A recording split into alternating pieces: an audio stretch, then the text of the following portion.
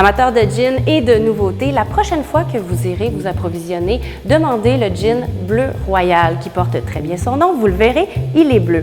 Aujourd'hui, on est avec Francis Bluteau, un des cofondateurs de Blue Pearl Distillery qui produit à Montréal. Vous ne voulez pas manquer ça parce qu'on fait de la vraie magie avec du gin aujourd'hui. On l'a eu rough quand même dans notre industrie. C'est une industrie qui est vieille, qui est très... qui date de la prohibition, les réglementations de ce côté-là, puis tout. Puis tu vas pas être tout le temps dans des zones grises, fait que c'est vraiment difficile. J'ai tellement peur de me faire avoir, faire une erreur qui va me coûter de l'argent, que je me suis dit, hey, je vais appeler tout le monde au Québec. Puis il y a des erreurs que je me suis épargnées qui m'auraient coûté des dizaines de milliers de dollars. Laver mon char. Je suis quelqu'un qui a un petit toc, fait que... Puis mes amis vont comme faire « Yeah, right, he does ». Mais ouais, laver mon char, je suis quelqu'un qui est bien... normalement, mes affaires sont toutes bien classées, toutes parfaites. Puis mon char, je trouve ça bien fait. C'est comme mon bureau aussi. C'est juste comme... Il y a une petite affaire qui va être à terre, genre un cheveu à terre, un cheveu... C'est comme... Ah, non, ça vient me chercher pour vrai. Clairement, l'argent, les projets, l'argent... je suis pas quelqu'un qui est anxieux particulièrement dans la vie. Je suis vraiment quelqu'un de easygoing. C'est sûr qu'on vit des choses avec des expériences dans la vie, mais je dirais qu'il y a une couple de nuits que j'ai vraiment mal dormi parce que je me disais, aïe aïe, comment je vais faire pour rembourser ça? Puis je capotais un peu. Mais tu sais, en bout de ligne, il faut que tu penses à. Je pensais comme. J'appelle ça un filet, là. Tu sais, les athlètes de haut niveau, ils ont ça, ils se disent, hey, si, genre, je l'échappe aux Olympiques ou que ça va vraiment pas bien, mais tu sais, tes amis, ta famille vont toujours être là. Fait que je me disais, hey, même si au pire, la compagnie ne marche pas, puis je pars de quoi d'autre, c'est tout. Tu sais, fait que ça, c'est mon approche. Mais sinon, je dirais clairement que j'ai été souvent, quand je montais le plan d'affaires, longtemps, je dormais pas parce que j'étais comme, OK, on va faire ça pour telle raison, puis au niveau stratégique, ça va être mieux. Puis des fois, je rouvrais mon ordi. Quand je montais le plan d'affaires, c'était, mettons, je finissais ma job à 5 heures, je prenais mon plan d'affaires de 5 heures. Je travaillais sur mon plan d'affaires de 5 heures l'après-midi jusqu'à, mettons, 2-3 heures du matin. Puis il y a des fois, je continuais jusqu'à 5 heures du matin parce que ça bouillonnait là-dedans. Là. Fait que, ben c'est ça, hein, tu sais. Moi, je suis vraiment un feu d'artifice. C'est comme dans toutes les directions. Fait que faut que ça sorte. Je suis quelqu'un de vraiment direct dans la vie. Quand on me demande mon défaut, je dis que je suis direct parce que des fois, je ne vais pas dire quelque chose en 1 minute si je peux te le dire en 15 secondes. Puis des fois, ça brime les gens. Je suis toujours poli, toujours courtois. Autant au niveau de mes relations avec mes amis que mettons, amoureuses ou bien en affaires. Je sais que des fois, ça en a brimé plus d'un. Je m'excuse, mes partenaires. Désolé. Mais non, c'est correct, je les aime pareil. Puis dans la vie, c'est que tu veux te développer en tant qu'être humain. Là, puis l'important, c'est de s'améliorer. Je sais qu'au niveau communication, j'ai du travail à faire, mais c'est que je comprends pas encore. Je suis pas là pour perdre du temps et l'énergie. Fait que si je peux comme te dire quelque chose en 30 secondes, je vais le faire versus comme une demi-heure. Comme non. Puis je veux dire, après ça, on tourne la page, on regarde avant, puis go, go, go. Là. C'est toujours comme. C'est ça, là, dans ma tête. Ça fait vraiment du sens, là, ce que je dis pour moi. Là. Ouais. Francis, merci d'être avec nous. Aujourd'hui, on se fait plaisir. On parle d'alcool, c'est toujours le fun. Vous produisez du gin, vous êtes 3 partenaires. Mais tout d'abord, ça a commencé, on va se le dire, illégalement. Comment que ça a parti tout ça? Bien, premièrement, merci de m'accueillir ici.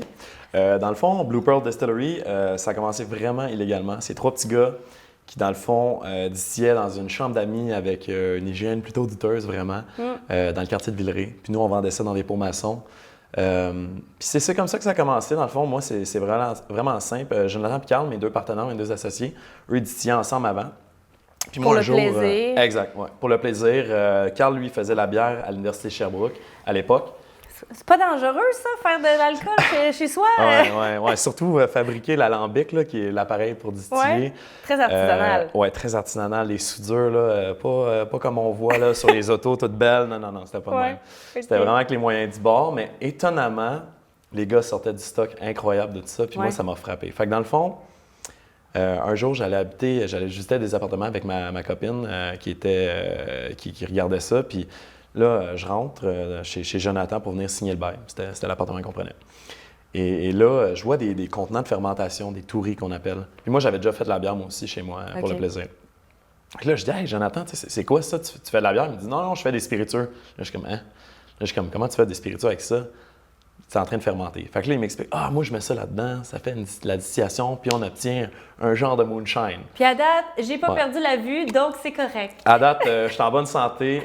J'ai jamais été à l'hôpital depuis ce temps-là. C'est correct. Fait que l'histoire a commencé de même. C'est en signant le bail, en prenant un shooter, que là, j'ai comme fait, aïe, j'ai vraiment été surpris, saisi, je me rappelle. Ouais, quand on prend un shooter, d'habitude, on est saisi. Mais le stock qui sortait avec ça, c'était vraiment, vraiment étonnant. Puis c'est là que l'histoire, ça a commencé à me jouer dans la tête. Puis c'est vraiment simple. L'été, tu sais, comme n'importe qui, tu es entre voisins. Nous, on avait une petite cour. Fait qu'on prenait un verre ensemble de cet alcool-là, évidemment. Puis là, je demandais au gars, tu sais, vous faites quoi avec ça? Puis on voudrait partir d'une compagnie. Je suis comme, OK, puis vous êtes rendu où? Ils disent, ben là, on en parle. OK. Fait que là, j'étais comme, finalement, les gars, ils n'avaient pas fait grand-chose à part faire un produit pour le fun. Puis là, moi, je suis comme, OK, c'est bon. Puis là, on tombe encore dans les mêmes sujets un peu. Ils me disent, tu sais, ça prend vraiment de l'argent. Puis je suis comme, c'est quoi de l'argent? C'est 100 000? C'est 5 millions? Tu sais, c'est vraiment relatif. On ne sait pas vraiment. C'est toi vraiment qui venais créer des balises. Tu sais, eux autres, il y avait le grand.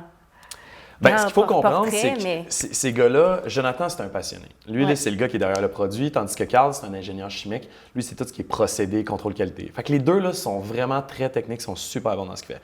Moi, je suis le gars qui est comme un peu, un peu frivole. Tu sais, je suis un hyperactif dans la vie. Fait que moi... Et un vendeur. Oui, exactement. Tu travailles en marketing et en vente. Exact. Eux, c'est des créatifs. Exact. Puis Jonathan, il est spécial, mais dans le bon sens. Tu sais, à un moment donné, je voyais qu'il mettait des parfums. Moi, je porte pas de parfum personnellement. Puis là, je vois qu'il y a comme d'autres boîtes avec des parfums. Finalement, le gars, il a comme 100 parfums. Puis là, j'étais comme, OK, t'es pas bien, toi. Mais le gars, il a un odorat super développé. Tu sais, quand je dis il est spécial, mais dans le bon sens. Parce que ça l'aide pour le produit. Exact, exact. Tu sais, moi, clairement que nous deux, on n'est pas à ce niveau-là. Puis c'est correct, là, je veux dire, on est du monde normal, on va dire. Mais il n'est pas là pour se défendre. Mais on a chacun notre spécialité, right? C'est ça qui est important. Fait que là, finalement, à un moment donné, je m'arrive avec les gars, puis là, je leur dis, écoutez, les gars, j'ai fait une couple d'appels, OK, il faut faire ça, aller chercher 2 licences au fédéral, une au provincial, à la Régie des alcools, des courses et des jeux. Puis après ça, une fois qu'on a ça, on est légal. Après ça, on s'attaque à la SAQ, puis on dépose un produit. Comment ils ont reçu ça? Est-ce que c'était facile de les convaincre ou? J'ai même pas eu à les convaincre. En fait, j'ai juste. À un moment donné, j'étais arrivé avec des documents d'ouverture de compte de banque, d'incorporation, puis j'ai dit, OK, les gars, signez là. Puis là, les gars, OK, ils comprenaient juste pas. Fait que j'étais comme, OK, c'est fait. Puis là, demain matin, il faut aller porter 20 000 dans le compte. Fait que c'est comme ça qu'on structure les gars pas structurés. On leur amène des papiers. Mais je leur ai juste. C'était même pas une question, c'était juste comme. Là, les gars font, ben là, c'est quoi ça, Francis, l'incorporation? J'ai dit, OK, crime, mais c'est quoi, vous voulez le faire ou non? Ou vous voulez que ce soit un projet? Tu sais, ça a été cool, on a fait ça une couple d'années, puis c'était un projet. Ou on le fait pour vrai, genre, puis on arrête d'en parler, puis on le fait, that's it. Puis c'est pour ça, des fois, le monde me dit, vous êtes ambitieux. Tu sais, on n'est pas ambitieux. Ambitieux, c'est comme, tu as l'intérêt de faire quelque chose, je trouve. Mais tu sais, comme nous, on est juste comme, on l'a juste fait. On est un peu innocent, j'aime dire. OK. Tu sais, on est un peu, on était comme un naïf. Ça aurait pu mal virer. Puis vous êtes une petite distillerie. En effet. Encore, pour le moment. Absolument. Et s'attaquer au milieu de la boisson, de l'alcool, bon, la SAQ, tout ça, c'est périlleux, c'est un gros projet. Absolument. Et on sent qu'il y a de plus en plus de microbrasseries, de petites distilleries locales. Est-ce qu'on sent que, justement, la SAQ est en train de changer, qu'il y a un mouvement pour promouvoir les producteurs locaux? Oui puis non. En fait, la SAQ, dans un premier temps, là, il y a comme un gros débat, savoir si on va pour la privatisation ou non. Moi, personnellement, et mon équipe, notre équipe, en fait, on est vraiment pour que la SAQ reste là pour plusieurs raisons, en fait. Et de ce fait, ce qu'il faut comprendre, c'est que la SAQ suit la demande au niveau de ses clients. Donc, ils ne vont pas nécessairement être avant-gardistes au niveau des tendances. Ils vont attendre de vraiment recevoir une pression au niveau du consommateur. Puis c'est ça qui est une beauté quand même, parce qu'on voit que les consommateurs vont travailler, puis vont le demander, puis constamment vont créer un changement. Puis ça, c'est intéressant parce qu'en bout de ligne, la SAQ, il faut comprendre que oui, eux, c'est mettre une belle diversité, c'est offrir des produits québécois, offrir les meilleurs vins, les meilleurs produits. Sauf qu'en bout de ligne, là, comme il faut garder ça simple, ils veulent vendre. C'est une business, ils sont là pour vendre. Puis moi, quand je suis allé les approcher, parce que c'est comme ça que j'ai travaillé, moi, je ne suis pas allé leur imposer un produit. Moi, je me suis dit, dites-moi c'est quoi que vous voyez comme tendance en ce moment. Vous voyez quel segment qui est un petit peu plus en vogue en ce moment. Je le savais, le marché s'en allait où. Clairement que j'avais fait mes devoirs. Mais quand ça sort de leur bouche, c'est tellement plus facile après de dire « Ouais, mais vous nous avez dit que les gins colorés, c'était une tendance mondiale, puis ça s'en venait. » Puis moi, quand j'arrive avec ça, vous me dites que c'est pas correct. Ben ouais, v'là 2 mois, on s'est rencontrés, vous m'avez dit ça. Ah, écoute, Francis, t'as raison, je suis un peu mal placé. Regarde, t'as raison. Ouais. Fait que, tu sais, moi, je voulais qu'ils me donnent les réponses pour après ça pas me mettre dans la face, vraiment pas. Mais tu sais, moi, ce que je veux, c'est un win-win. Tu trouves des arguments. Moi, je veux un produit qui est le fun, qui est bon, je veux avoir du fun dans ce que je fais, mettre un produit que les clients aiment. Si la SAQ vend, on vend, tout le monde est heureux. C'est pas comme. C'est ça. C'est ça la vie, on est heureux. Du gin bleu, on n'en voit pas vraiment. En fait, moi, c'est la première fois que je vois ça. Le vin bleu a commencé et je vois que vous faites beaucoup aussi de salons pour faire connaître votre produit. Est-ce que justement la clientèle est prête à ça ou il y a comment la clientèle réagit en fait? Bien, dans le fond, c'est que nous, au début, on voulait même pas arriver avec ce produit-là. On voulait arriver avec un gin de chanvre. La SAQ, initialement, nous avait dit oui. Dans le fond, c'est que oui, il y avait une connotation un peu négative à ça, un petit peu comme les gens, au niveau de l'approche, c'est soit ils allaient aimer, soit ils n'allaient pas aimer du tout. Puis on voulait créer cet effet-là. Tu sais, c'est parlez-en bien, parlez-en mal, mais parlez-en. C'est vraiment dans cette thématique-là. C'est qu'il faut créer vraiment une expérience. Fait que c'est ça qu'on voulait mettre de l'avant. Fait que là, la SAQ m'avait dit oui, finalement, ils sont venus, puis ils nous ont dit non. Puis là, je me rappelle très bien qu'est-ce que notre directeur de compte nous a dit. J'étais dans l'auto, je me rappelle, j'étais au coin Bernard et Clark. Puis là, j'étais sur le bord, puis là, il me dit « Francis, j'ai vraiment confiance en toi que tu vas arriver avec un nouveau concept. » J'ai fait « Oui, oui, oui, oui. » J'ai raccroché, j'étais genre « Qu'est-ce que je fais? » Je capotais. Puis là, ce qu'il faut comprendre, c'est qu'aussi, qui dit distillerie modeste, dit moyen financier modeste. Bien, c'est ça. Dans le fond, on est arrivé avec un autre concept, c'est simple. La fleur de pois papillon, qui est incorporée dans notre gin, qui donne la couleur, nous, on utilisait ça dans le thé. Moi, je ne bois pas de café, personnellement. Je n'ai pas besoin, ou très peu, du moins. Et de ce fait, la fleur de pois papillon donnait une coloration qui était vraiment le fun. Puis encore une fois, si on rajoutait du citron dans l'eau, ça changeait de couleur. Fait que là, j'étais comme, les gars, on va faire ça, on va incorporer ça. Puis Jonathan, il trouvait ça vraiment le fun. Ouais. Puis il était comme... Au début, on n'était pas certain parce qu'on a vu une coupe de bouteilles dans le monde qui avait ça. Puis là, on se sentait un peu comme... Plagiaire. Ouais, exact. Mais original. en bout de ligne, on avait quand même une idée...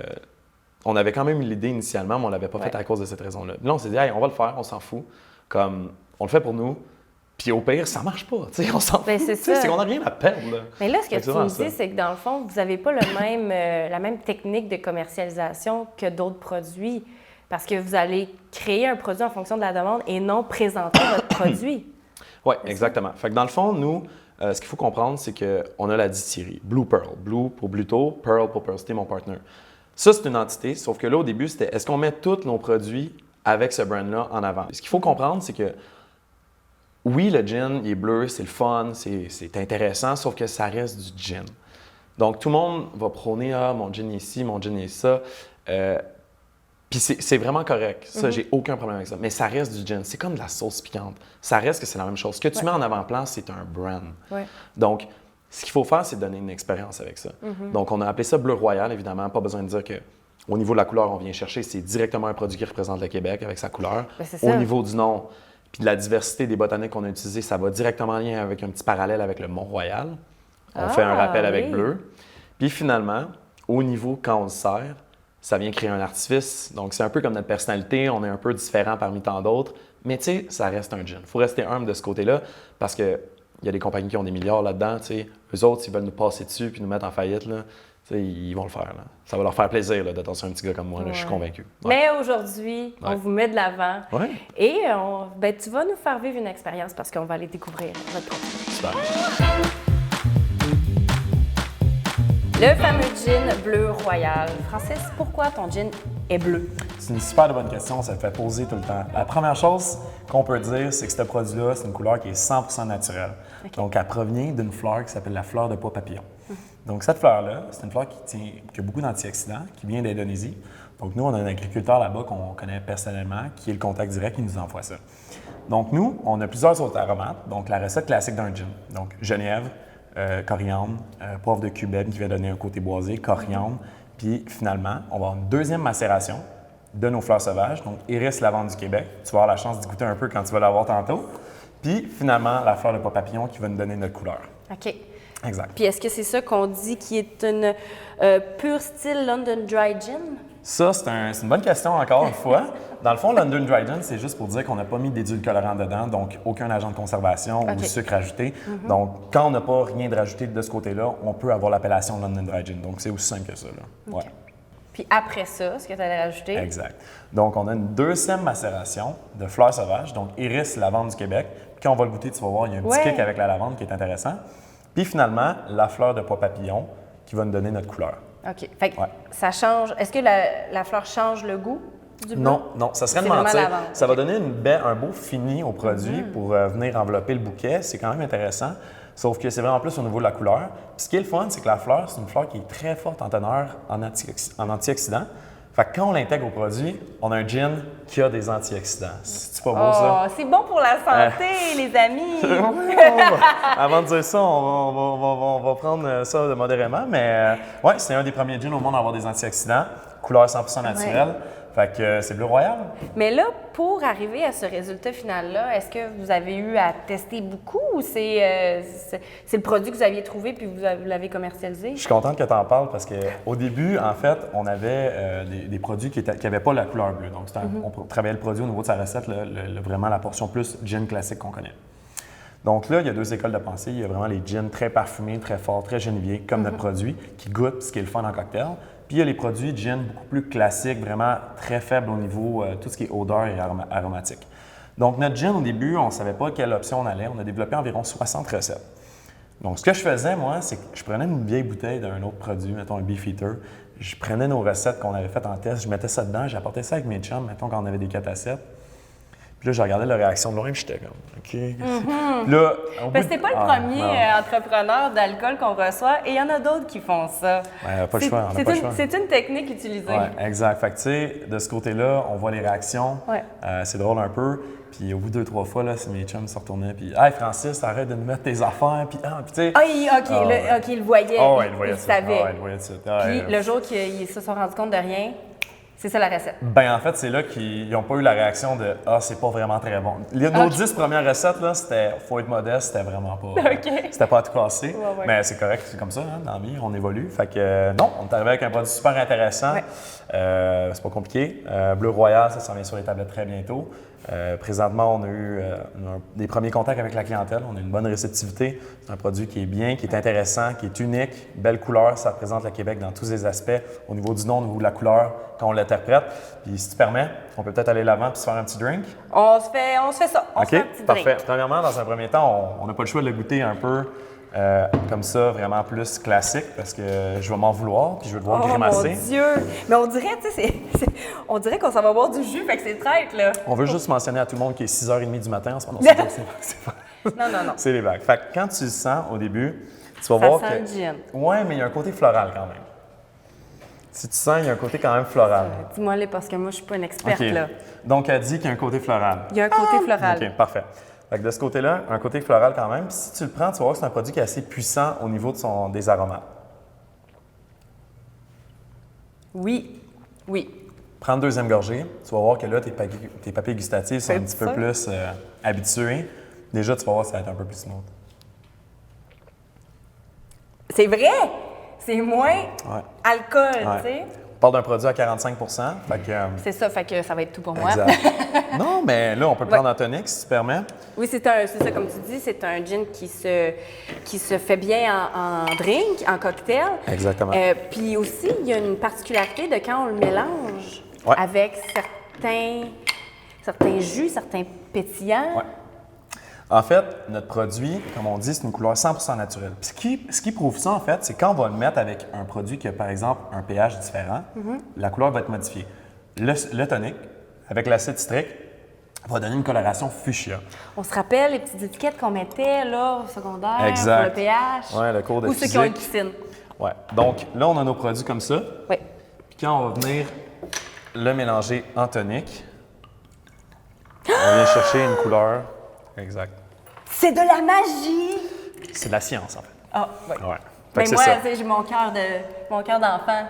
Okay. C'est de la magie! Je vais te le donner. Yahoo! Je vais m'en faire un en même temps. Hey! Non, mais tu sais, ça peut-tu être plus festif que ça? Bien, quand on parle de difficile. justement créer une expérience avec notre client, C'est ça. c'est ça. Donc, le produit qu'on dit, au niveau de la couleur, c'est vraiment le Québec. Au niveau des aromates, on a le Québec. Le nom, on a un petit parallèle francophone. Il n'y a aucun doute que ce produit-là, c'est québécois. Puis quand on vient pour l'interpréter en cocktail, on a un petit artifice, ça fait un petit parallèle avec notre caractère, notre personnalité. Fait que cheers, santé, au Québec. Au Québec! Yes! Et à vos projets, c'est délicieux. Il est vraiment bon. Oui, il est très, très bon. C'est mon produit, mais je me permets de dire qu'il est bon. Et à vos projets futurs aussi, on trinque à ça. Qu'est-ce qui est dans la mire de la distillerie Blue Pearl? Ouais, donc, c'est une très bonne question. Donc, nous, on n'a pas l'intérêt de sortir plusieurs produits à la fois. Donc, on veut laisser parler ce produit-là. On veut que les gens aient un contact. On veut grossir avec notre clientèle cible. C'est-à-dire qu'on veut avoir vraiment leur réaction, dire qu'est-ce qu'ils aiment et qu'est-ce qu'ils n'aiment pas aussi, puis voir c'est quoi les aspects. Donc, il y a toujours un processus d'apprentissage. C'est comme je disais, à chaque semaine, j'apprends quelque chose. Ce produit-là n'est pas une exception. On veut intégrer le client à même notre processus décisionnel. C'est un élément qui fait tellement de différence pour nous. Puis j'ai tout intérêt à faire ça parce qu'en bout de ligne, je ne fais pas un produit pour moi. Là. Je le fais pour notre clientèle cible, je le fais pour le Québec. Je veux que ce produit-là soit ambassadeur du Québec, autant ici qu'ailleurs. Puis au niveau de nos prochains produits, on a déjà des recettes qui sont finales, qu'on pourrait soumettre à la SAQ. Mais évidemment, c'est mettre une marque en avant-plan, faire vivre cette marque-là. Donc, on y va une étape à la fois. Puis en ce moment, on fait notre place parmi les grands, c'est ça. Ouais. Ouais. Francis, santé à toi et merci Marielle. d'être venu. Cheers! Merci pour le bonheur en bouteille. Ah, j'adore. Oh my God. Ah, il est bon, à tout le monde.